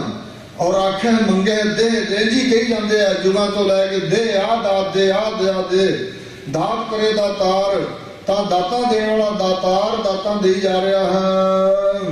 ਫਿਰ ਕੈ ਅੱਗੇ ਰੱਖੀਐ ਜਿ ਦਿਸੈ ਦਰਬਾਰ। ਫਿਰ ਉਹਦੇ ਅੱਗੇ ਕਿਹੜੀ ਚੀਜ਼ ਰੱਖੀਏ? ਭੇਟਾ, ਜਿਸ ਕਰਕੇ ਉਹਦਾ ਸੱਚਖੰਡ ਦਰਬਾਰ ਦਿਖਾਈ ਦੇਵੇ, ਸਾਨੂੰ ਦਿਸ ਪਵੇ। ਮੋਹ ਕੈ ਬੋਲਣ ਬੋਲੀਐ ਜਿਸ ਸੁਣ ਧਰੇ ਪਿਆਰ। ਇਸ ਮੂੰਹ ਤੋਂ ਜ਼ੁਬਾਨ ਤੋਂ ਕਿਹੜੇ ਬੋਲ ਬਚਨ ਬੋਲੀਏ ਜਿਨ੍ਹਾਂ ਨੂੰ ਸੁਣ ਕੇ ਸਾਡੇ ਨਾਲ ਪਿਆਰ ਕਰਨ ਲੱਗ ਪਵੇ। ਅੰਮ੍ਰਿਤ ਵੇਲਾ ਸੱਚ ਨਾਮ ਵਡਿਆਈ ਵਿਚਾਰ। ਅੰਮ੍ਰਿਤ ਵੇਲਾ, ਮ੍ਰਿਤੂ ਤੋਂ ਰਹਿਤ ਕਰਨ ਵਾਲਾ ਵੇਲਾ। ਆ ਮਨੁੱਖਾ ਜਨਮ ਦੀ ਅੰਮ੍ਰਿਤ ਵੇਲਾ ਹੀ ਹੈ। ਇਹ ਵੀ ਵੇਲਾ ਮਿਲਿਆ ਹੋਇਆ ਅੰਮ੍ਰਿਤ ਵੇਲਾ। ਇਹਦੇ 'ਚ ਹੀ ਮੌਤ ਤੋਂ ਰਹਿਤ ਹੋਵਾਂਗੇ, ਕਾਲ ਤੋਂ ਰਹਿਤ, ਜੰਮਣ ਮਰਨ ਤੋਂ, ਟਿੱਡੀਆਂ ਜੂਨਾਂ ਤੋਂ ਬਚਾਂਗੇ, ਹੋਰ ਕਿਸੇ ਜਨਮ 'ਚ ਨਹੀਂ ਹੋ ਸਕਦਾ। ਔਰ ਇਸੇ ਤਰ੍ਹਾਂ ਵੇਲਿਆਂ ਵਿੱਚੋਂ ਸੱਤੀ ਪਹਿਰੀ ਸੱਤ ਭਲਾ ਬਈਆ ਪੜਿਆ ਪਾਸ। ਜਿਹੜਾ 8ਵਾਂ ਪਹਿਰ ਅੰਮ੍ਰਿਤ ਵੇਲਾ, ਪਿਛਲਾ ਪਹਿਰ ਰਾਤ ਦਾ, ਚੌਥਾ ਪਹਿਰ ਸਵਾਹ ਕੈ ਸੁਰਤਿਆਂ ਉਪਜਿਆ ਚਾਓ, ਤਿਨਾਂ ਦਰਿਆਵਾਂ ਸਿਓ ਦੋਸਤੀ, ਮਨ ਮੁਖ ਸੱਚਾ ਨਾਉ। ਇਸ ਤਰ੍ਹਾਂ ਜਿਹੜਾ ਸੁਬਾਹ ਦਾ ਅੰਮ੍ਰਿਤ ਵੇਲਾ ਹੈ, ਚੌਥਾ ਪਹਿਰ ਰਾਤ ਦਾ। ਇਸ ਪ੍ਰਕਾਰ ਅੰਮ੍ਰਿਤ ਵੇਲੇ ਕਿਨੇ ਉੱਠ ਕੇ ਇਸ਼ਨਾਨ ਆਦਿ ਕਰਕੇ ਕੁਰਬਾਨੀ ਤਿੰਨਾਂ ਗੁਰਸਿੱਖਾਂ ਪਿਛਲ ਰਾਤੀ ਉੱਠ ਬਹੰਦੇ। ਸੋ ਇਸ ਪ੍ਰਕਾਰ ਕੁਰਬਾਨੀ ਤਿੰਨਾਂ ਗੁਰਸਿੱਖਾਂ ਅੰਮ੍ਰਿਤ ਵੇਲਾ ਸਰ ਨਾਲ ਹੁੰਦੇ ਹੋ ਇੱਕ ਮਨ ਗੁਰ ਜਾਪ ਜਪੰਦੇ ਵਾਕ ਕਹਿਣ ਭਾਈ ਗੁਰਦਾਸ ਨੇ। ਇਸ ਪ੍ਰਕਾਰ ਅੰਮ੍ਰਿਤ ਵੇਲਾ ਸੱਚ ਨਾਮ, ਸੱਚੇ ਪਰਮੇਸ਼ਰ ਦੇ ਨਾਮ ਜਪਣ ਦਾ ਵੇਲਾ ਹੈ। ਵਡਿਆਈ ਵਿਚਾਰ, ਉਸ ਦੀਆਂ ਵਡਿਆਈਆਂ ਦੀ ਵਿਚਾਰ ਕਰਨ ਦਾ ਵੇਲਾ। ਕਰਮੀ ਆਵੇ ਕਪੜਾ ਨਦਰੀ ਮੁਖ ਦੁਆਰ। ਅਸੀਂ ਜਿਹੜੇ ਕਰਮ ਕਰਦੇ ਆ, ਵਰਤ ਰੱਖਣੇ, ਤੀਰਥਾਂ ਦੀ ਯਾਤਰਾ, ਨੇਤੀ ਧੋਤੀ ਕਰਮ, ਇਹਨਾਂ ਨਾਲ ਹੀ ਮੁਕਤ ਹੋਇਆ ਜਾਏਗਾ। ਤਾਂ ਮਹਾਰਾਜ ਕਹਿੰਦੇ ਜਿਹੜੇ ਨਿਸ਼ਕਾਮ ਕਰਮ ਹੈ ਨਾ, ਉਹਨਾਂ ਦੁਆਰਾ ਕੱਪੜਾ ਮਿਲਿਆ। ਜਿਹੜੇ ਹੋਰ ਕਰਮ ਉਹਨਾਂ ਦੁਆਰਾ ਹੋਰ ਸਰੀਰ, ਟੇਢੀਆਂ ਮੇਢੀਆਂ ਜੂਨਾਂ 'ਚ ਵੀ ਜਾ ਸਕਦਾ ਜੀਵ। ਜਿਹੜਾ ਮਨੁੱਖਾ ਜਨਮ ਹੈ, ਇਹ ਨਿਸ਼ਕਾਮ ਕਰਮਾਂ ਦੇ ਫਲ ਵਜੋਂ ਸਰੀਰ ਰੂਪੀ ਕੱਪੜਾ ਮਿਲਿਆ ਹੈ। ਪਰ ਇਹ ਨਿਸ਼ਕਾਮ ਕਰਮਾਂ ਨਾਲ ਮੁਕਤੀ ਨਹੀਂ, ਨਾਲ ਭਗਤੀ ਕਰਨੀ ਪਵੇਗੀ, ਪ੍ਰਮਾਤਮਾ ਦਾ ਸਿਮਰਨ ਕਰਨਾ ਪਵੇਗਾ। ਸੋ ਉਹਦੀ ਫਿਰ ਨਜ਼ਰ ਹੋਵੇਗੀ ਮਿਹਰ ਦੀ। ਉਹਦੀ ਨਜ਼ਰ ਤੋਂ ਬਗੈਰ ਨਹੀਂ ਮੁਕਤੀ ਦਾ ਦਰਵਾਜ਼ਾ ਖੁੱਲਦਾ। ਦੁਆਰੇ ਸਰੀਰ ਜਿਹੜਾ ਦੁਆਰੇ ਤੋਂ ਮੋਖ ਮੁਕਤੀ ਨਹੀਂ ਮਿਲ ਸਕੇਗੀ। ਕਰਮੀ ਨਿਸ਼ਕਾਮ ਕਰਮਾਂ ਦੁਆਰਾ ਕੱਪੜਾ ਮਿਲਦਾ, ਸਰੀਰ ਉਹਦੀ ਮਿਹਰ ਦੀ ਨਜ਼ਰ ਦੁਆਰਾ ਮੁਕਤੀ ਹੈ। ਨਾਨਕ ਏਵੈ ਜਾਣੀਐ ਸਭ ਆਪੇ ਸਚਿਆਰ। ਸਤਿਗੁਰੂ ਨਾਨਕ ਦੇਵ ਬਾਰੇ ਕਹਿੰਦੇ ਇੰਜ ਜਾਣੀਏ ਪ੍ਰਮਾਤਮਾ ਨੂੰ ਕਿ ਸਭ ਕੁਝ ਆਪ ਹੀ ਆਪ ਸਚਿਆਰ ਰੂਪ ਹੈ ਵਾਹਿਗੁਰੂ। ਉਹਦੇ ਵਰਗਾ ਸਚਿਆਰ ਸੱਚਾ ਤੇ ਸਿਆਣਾ ਹੋਰ ਕੋਈ ਨਹੀਂ ਹੈ। ਤੇ ਸਭ ਕੁਝ ਆਪ ਹੀ ਆਪ ਹੋ ਰਿਹਾ ਬਣ ਰਿਹਾ। ਹਰਿਆ ਪੇ ਠਾकुर पे सेवक जी क्या नानक जंत विचारा। ਭਾਵ ਸਭ ਕੁਝ ਆਪ ਹੀ ਠਾकुर रूप आप ही सेवक रूप है। ये जीव विचारा की है कुछ भी नहीं तुच्छ है। इस तरह अपनी लपगता ਉਹਦੇ ਚਰਨਾਂ 'ਚ ਰੱਖੋਗੇ ਅਸੀਂ ਲਪਾਗਾ ਉਸ ਨੂੰ ਸਰਮੱਗ ਜਾਣ ਕੇ ਉਹਦਾ ਸਿਮਰਨ ਕਰੋ। ਇਸ ਪ੍ਰਕਾਰ ਦਾ ਉਪਦੇਸ਼ ਸੱਚੇ ਪਾਤਸ਼ਾਹ ਨੇ ਬਖਸ਼ਿਆ ਹੈ। ਦਾਸ ਪਾਸੋਂ ਵਿਚਾਰ ਕਰਦਿਆਂ ਹੋਈਆਂ ਗਲਤੀਆਂ ਸਤਿਗੁਰੂ ਮਹਾਰਾਜ ਤੇ ਆਪ ਸੰਗਤ ਨੇ ਖਿਮਾ ਕਰਨੀਆਂ। ਅੱਗੇ ਵਾਸਤੇ ਸੁਮਤ ਬਖਸ਼ਣੀ ਜੀ। ਵਾਹਿਗੁਰੂ ਜੀ ਕਾ ਖਾਲਸਾ ਵਾਹਿਗੁਰੂ ਜੀ ਕੀ ਫਤਿਹ। ਰਾਮ ਕਲੀ ਮਹੱਲਾ ਤੀਜਾ ਆਨੰਦ ਕੋ